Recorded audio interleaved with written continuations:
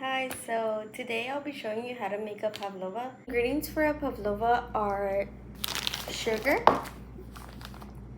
Technically you use super fine sugar, but since I don't have super fine sugar with me right now, I'll be using regular sugar.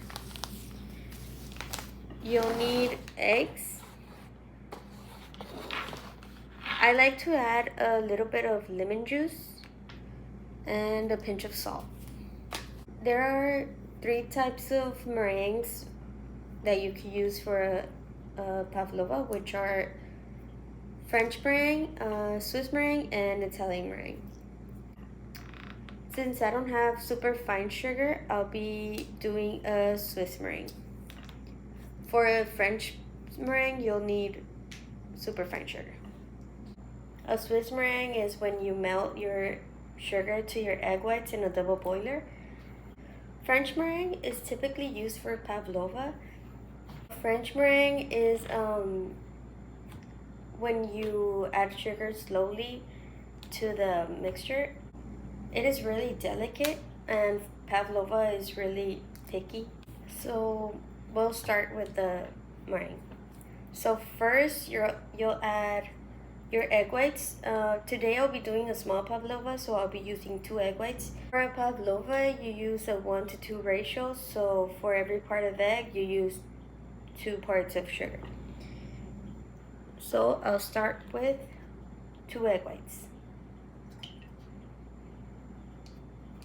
And then I'll be adding half a cup of sugar.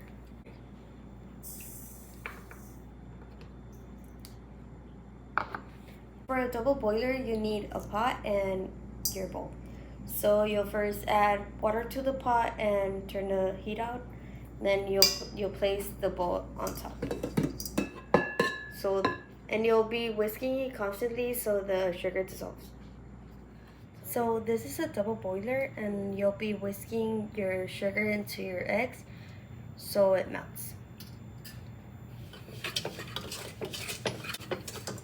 You'll know when it's ready because you can take your mixture and then you grab a little bit, and if you rub your fingers together and you feel granules of sugar, it's because it's not dissolved yet.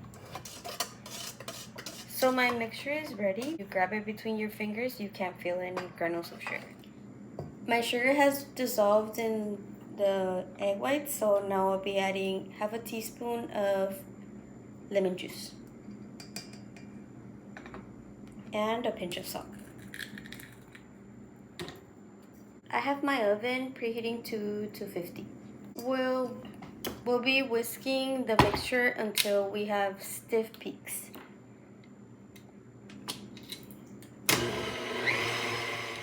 So my meringue is done, and you'll need a glossy stiff peak. Now we'll be forming the pavlova and putting it in the oven.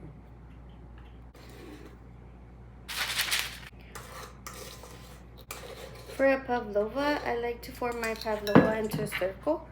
And I don't make it really tall because I like my pavlovas to be chewy on the inside and crunchy on the outside.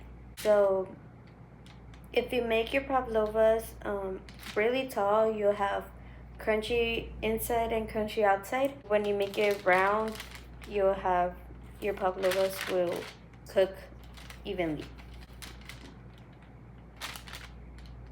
I also make a little dent on the center because I like to add whipped cream and all the fruit.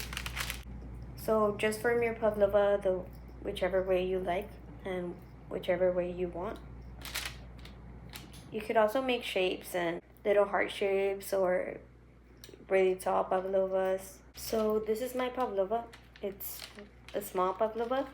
Now we'll add it to the oven for an hour, and then after an hour has passed, you'll turn your oven off. Leave your pavlova inside of the oven for another hour for it to cool off completely. I like to open the oven door a little bit while the pavlova is cooling. My pavlova is ready, so I'll be doing a whipped cream.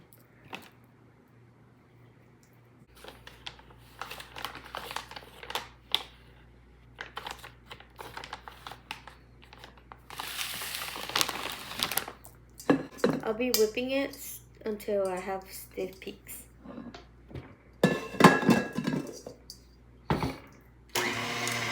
So this is how my pavlova turned out. I'll be transferring the pavlova to a plate.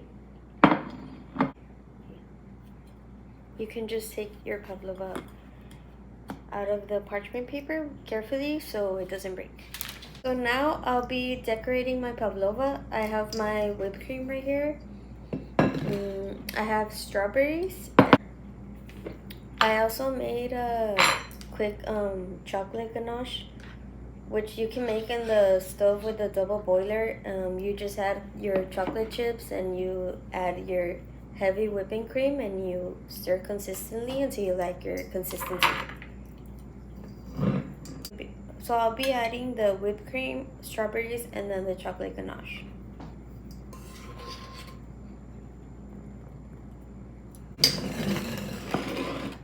I added my whipped cream. Now I'll be adding my strawberries.